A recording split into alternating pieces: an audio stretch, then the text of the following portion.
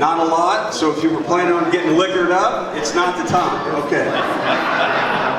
We have instrumental piano by Mr. Christian Kufal. He's the music director at Holy Spirit. Thank you, Christian, for doing that.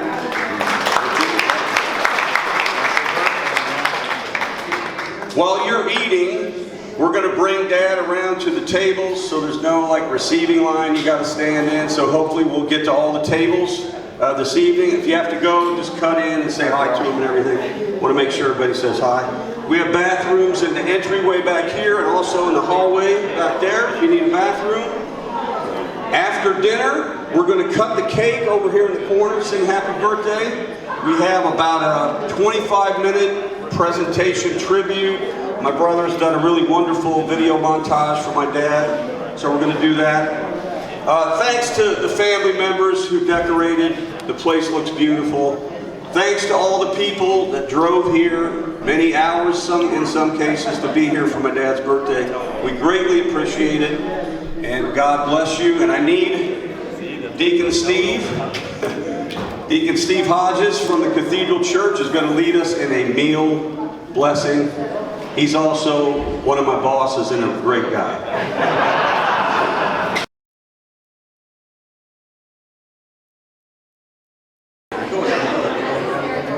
Hey, while we're doing this, before we get the cake, how many people, if you don't mind saying, are 80 years or older in this room? Raise your hand. Why is that? How about a hand for these folks?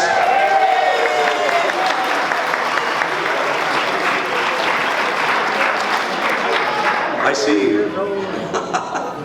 Okay. You ready, Dad? Ready. Okay. Lead us.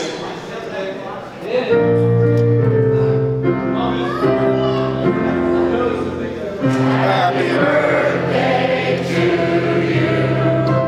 Happy birthday to you. Happy birthday, dear Joe. Happy birthday to you.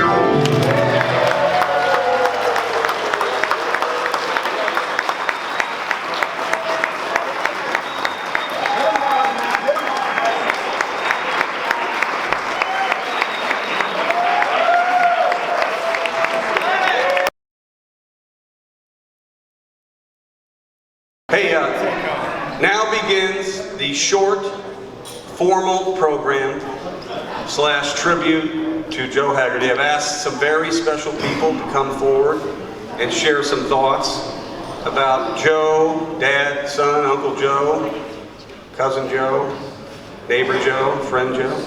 First is Janet Patterson, second oldest of the 8 Haigerty children, oldest daughter. She's not here. There she is. Okay. Okay, I couldn't have made that up. So, all right. Well, you can have some courage while you speak, Aunt Janet. On the way up here, I just want to give a shout out to Aunt Janet and Uncle Jim. My dad broke his leg a few years ago. Aunt Janet and Uncle Jim have consistently checked on my father twice, 3 times a week, phone calls, visits. Thank you, Aunt Janet and Uncle Jim. Big hand for them.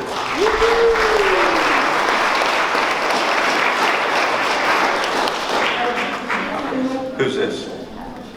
Oh, that's my dad. Okay. It's the king. I don't know, the king. All right. Okay.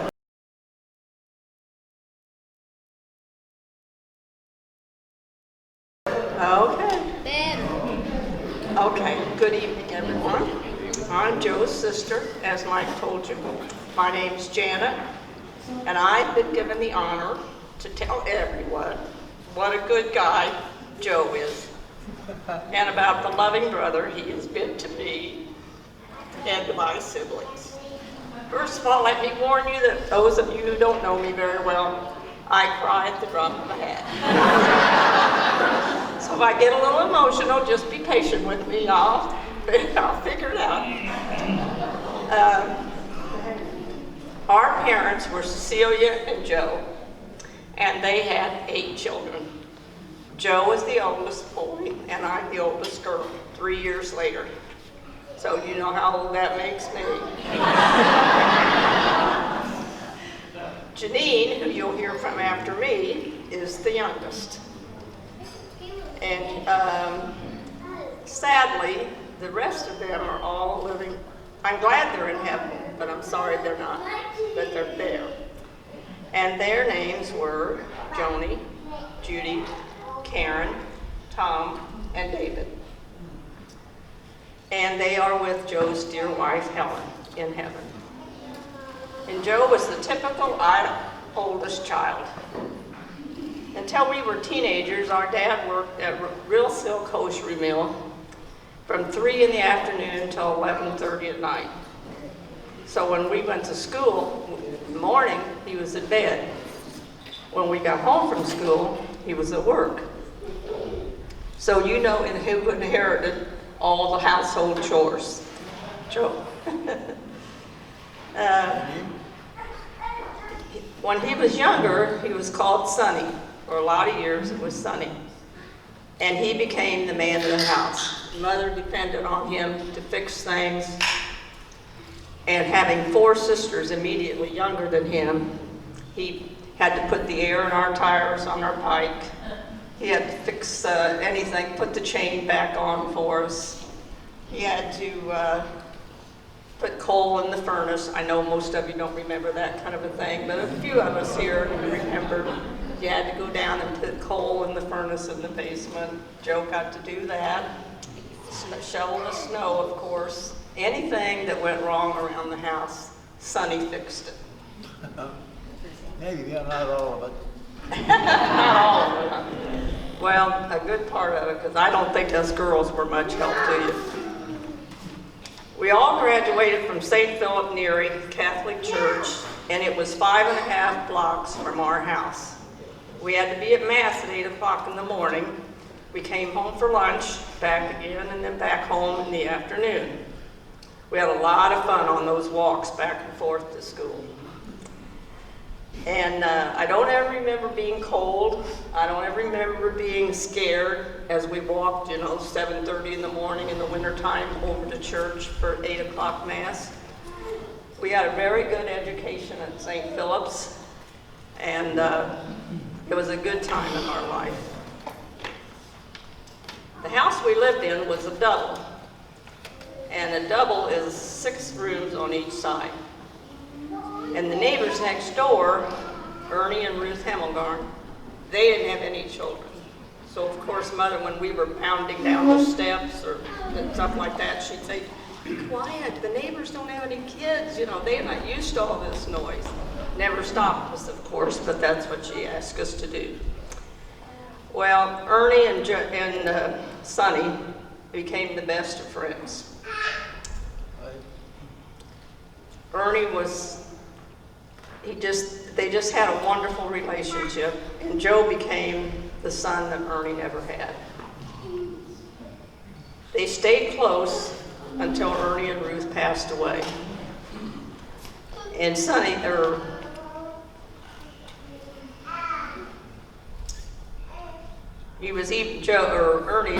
was the best man in Joe and Helen's wedding.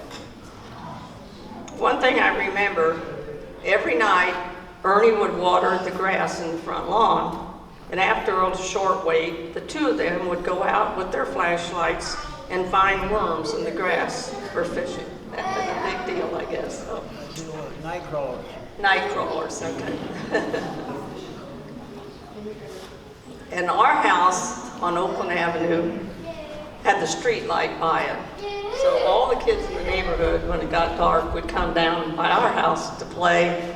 And we played games like dodgeball, Red Rover, fun games, kick the can, that kind of stuff. And then, your house was hot because you didn't have air conditioning, so all the parents sat out on the porch. We didn't have much money, but we had a lot of love, and we were happy kids, weren't we, Joe?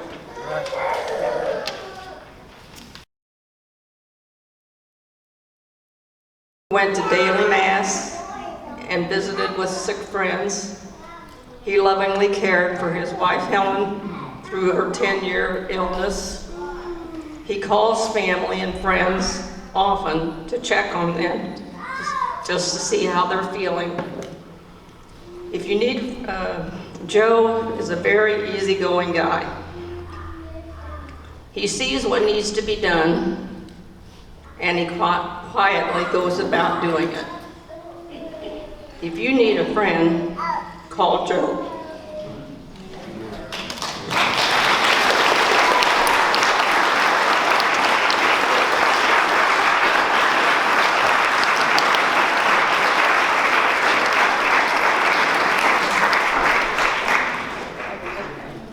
And Joe's youngest sister, Jeanine Atkins, is going to speak now.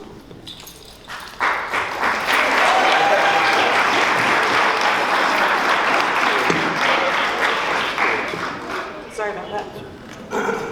Okay. Can you hear me? Yeah. I just realized I left my first page out at home, I guess. So I'm over there trying to write down, see if I can remember it.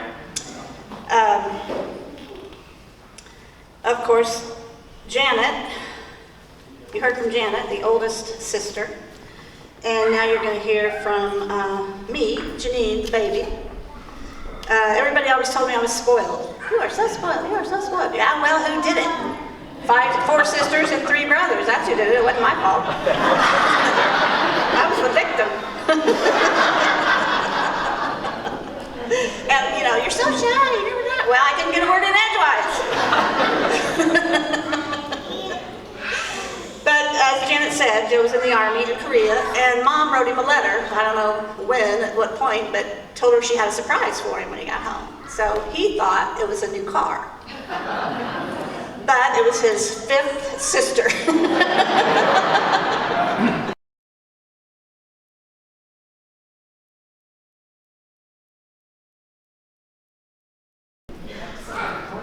And next we will have a wonderful video montage by my brother, who's walking the other way. I don't know why. But he's going to do a video thing, I guess. Oh, he's getting the lights out. Okay. All right. We'll do this now. Thanks all of you for coming after the video montage, and a special message from someone special. Everybody can go whenever, and God bless you and have safe travels, and thanks for being here.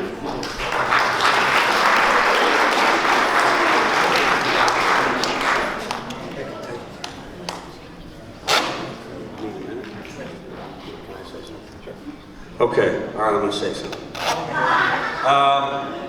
Does anybody watch This Is Us or watch This Is Us on NBC? Raise your hand if you're not too embarrassed to admit that.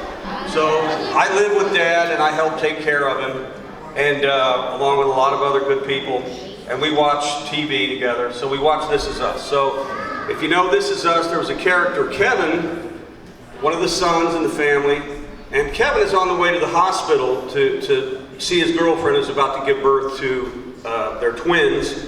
And he's in a storm, and he's delayed, and he's talking to his brother who's with his girlfriend at the hospital. His brother says, "Kev, don't worry about it. We're with her, she's fine."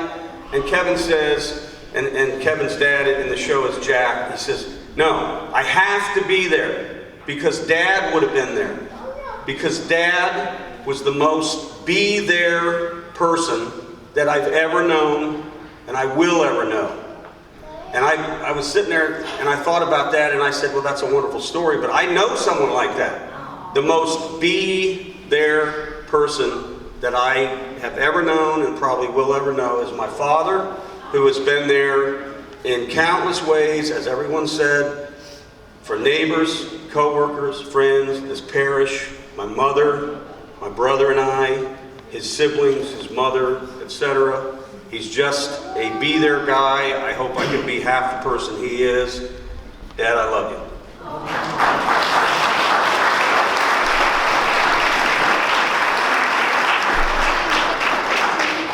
Go.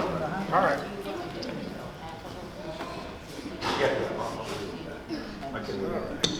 Here we go. Yeah, special shout out to my brother Mike. Mike, as everybody's talked about, has taken care of my mom and dad for the last 10 plus years on hold, and put his life on hold.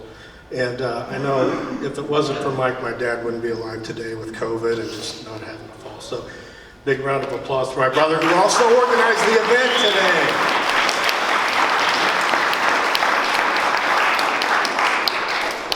So as mentioned, my son Aden is now deployed over in the South China Sea on the USS Ronald Reagan, and unfortunately not able to be here.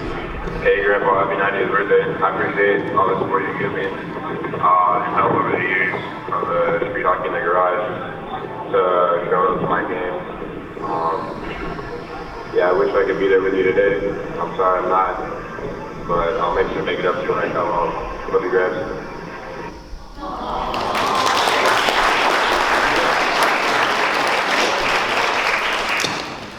Yeah, my dad was a big supporter for Aden's hockey and did a lot with me and came over on Saturdays and Sundays and played, and also came to a lot of his games when they were in town. So anyway, I've compiled a short 45-minute video, so make sure that you have something to drink.